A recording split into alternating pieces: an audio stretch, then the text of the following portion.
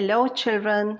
Now we are going to study the words that use a sound. දැන් අපි ඈ හඬ භාවිතා කරන වචන ඉගෙන ගනිමු. ඈ කියන්නේ ඒ අකුරේ එක් ප්‍රධාන හඬක්.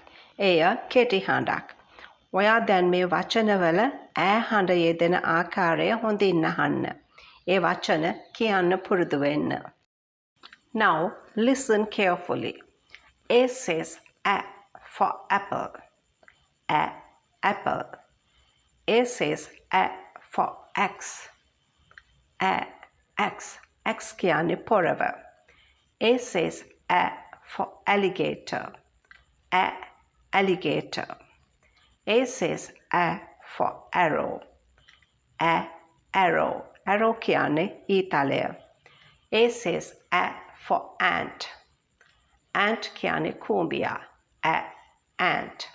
A says A for antenna. A, antenna. A says A for atlas. A for atlas. Atlas කියන්නේ සිතියම් පොත.